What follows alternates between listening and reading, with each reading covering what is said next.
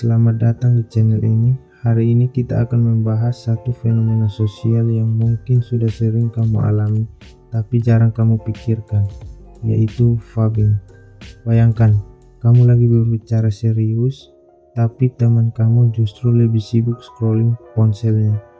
Vabbing ini bukan sekedar kebiasaan, tapi sudah jadi masalah nyata di era digital. Di video ini, kita akan membahas kenapa vabbing bisa terjadi, dampaknya buat hubungan kita, dan gimana cara kita bisa mengendalikan kebiasaan ini. Jadi simak terus ya, dan mari kita belajar jadi lebih hadir di dunia nyata.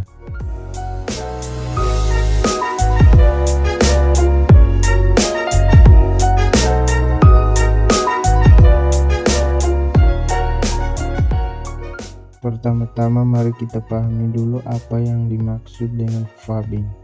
Vabbing adalah gabungan dari dua kata dalam bahasa Inggris, yaitu phone yang berarti ponsel dan snubbing yang berarti menolak atau mengabaikan. Jadi secara singkat, vabbing adalah ketika kita mengabaikan orang-orang di sekitar kita dan lebih fokus pada ponsel kita. Fenomena ini mulai muncul ketika ponsel pintar menjadi bagian dari kehidupan kita sehari-hari. Istilah vabbing sendiri pertama kali diciptakan pada tahun 2012 melalui sebuah kampanye oleh lembaga bahasa di Australia. Mereka melihat ada kebiasaan baru yang muncul di masyarakat, yaitu ketika seseorang lebih fokus pada ponselnya dibanding berinteraksi langsung dengan orang di sekitarnya. Dan sejak saat itu, vabbing jadi fenomena global yang sayangnya makin lama makin dianggap biasa. Terus, apa sih yang membuat kita sering melakukan vabbing? Sebenarnya ada beberapa faktor utama yang menjadi penyebabnya. Yang pertama itu kecanduan ponsel pintar. Kecanduan ponsel pintar bisa dibilang penyebab paling utama. Di zaman sekarang, ponsel seperti sudah menjadi bagian tak terpisahkan dari hidup kita. Banyak dari kita merasa cemas atau gelisah jika tidak memiliki akses ke ponsel. Bahkan ada penelitian yang menunjukkan bahwa banyak orang lebih memilih ketinggalan dompet daripada ketinggalan ponsel. Dengan adanya ponsel, kita merasa harus terus-menerus mengecek notifikasi atau update terbaru dari aplikasi favorit kita. Faktor yang kedua yaitu FOMO atau Fear of Missing Out. FOMO adalah perasaan cemas atau khawatir kalau kita akan melewatkan sesuatu yang seru atau penting jika kita tidak selalu terhubung dengan media sosial. Makanya kita seringkali merasa harus mengecek ponsel setiap saat untuk melihat apa yang sedang terjadi di luar sana. Faktor yang ketiga yaitu kecemasan sosial. Ada sebagian orang yang merasa lebih nyaman dengan berinteraksi lewat layar ponsel daripada langsung.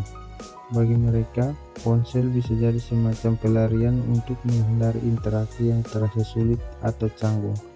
Dengan menunduk pada ponsel, mereka merasa terlindungi dari tekanan sosial di sekitarnya. Faktor yang keempat yaitu kebosanan. Kebosanan seringkali menjadi alasan untuk mengambil ponsel. Ketika kita merasa bosan, otak kita secara otomatis mencari sesuatu untuk mengisi waktu, dan ponsel menjadi jawaban yang paling mudah dan cepat. Faktor yang kelima yaitu menghindari percakapan yang tidak nyaman. Vabbing juga bisa menjadi cara untuk menghindari percakapan yang tidak kita inginkan. Misalnya ketika ada percakapan yang sulit, menegangkan, atau membuat tidak nyaman, kita cenderung mengalihkan perhatian ke ponsel untuk menghindari konflik atau situasi yang rumit.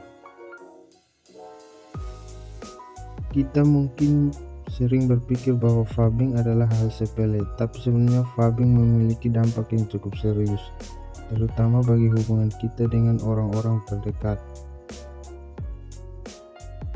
Dampak yang pertama yaitu dapat merusak kepercayaan dan kedekatan ketika kita lebih fokus pada ponsel saat sedang bersama teman, keluarga, atau pasangan. Mereka bisa merasa diabaikan atau tidak penting. Bayangkan kalau kita sedang berbicara dengan seseorang, tapi dia malah sibuk dengan ponselnya.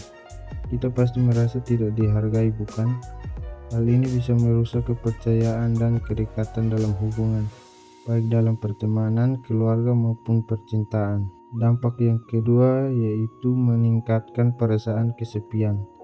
Alih-alih mengurangi kesepian, Fabing malah bisa membuat orang di sekitar kita merasa terisolasi. Ketika seseorang merasa tidak diperhatikan, dia akan mulai merasa tidak berarti dan mungkin mencari perhatian dari tempat lain. Dampak yang ketiga, mengurangi kualitas interaksi sosial. Fabing mengurangi kualitas interaksi sosial kita. Dengan terus-menerus menatap ponsel, kita kehilangan kesempatan untuk berinteraksi secara lebih mendalam dengan orang lain. Fabing membuat kita lupa bagaimana cara berkomunikasi secara tatap muka, yang sebetulnya sangat penting untuk membangun hubungan yang baik. Dampak yang keempat, dampak pada kesehatan mental. Menurut beberapa penelitian, Fabing ternyata berhubungan dengan tingkat kepuasan hidup yang lebih rendah dan kesehatan mental yang menurun. Mereka yang sering mengalami atau melakukan Fabing lebih rentan merasa cemas, depresi, dan kurang bahagia. Ini karena mereka merasa kehilangan ikatan sosial yang seharusnya mereka dapatkan dari interaksi sosial. Jadi bagaimana kita bisa berhenti melakukan Fabing? Ada beberapa langkah yang bisa kita coba untuk mengurangi kebiasaan ini. Langkah yang pertama yaitu mulai mengubah kebiasaan penggunaan ponsel. Kita bisa coba menonaktifkan notifikasi atau meletakkan ponsel di saku saat sedang berkumpul dengan orang lain. Dengan begitu, kita bisa lebih fokus pada percakapan dan kehadiran orang di sekitar kita.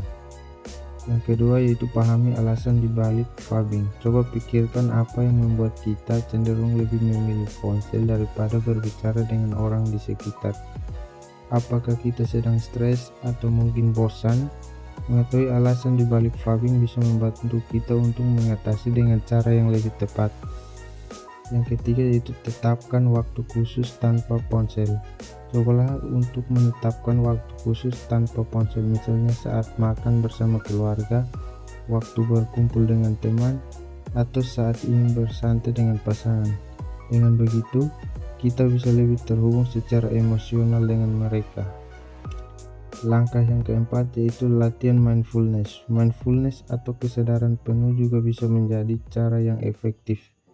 Dengan melatih diri untuk lebih sadar akan lingkungan dan orang di sekitar, kita bisa lebih menghargai momen bersama dan mengurangi ketergantungan pada ponsel. Langkah yang kelima yaitu komunikasikan dengan orang terdekat.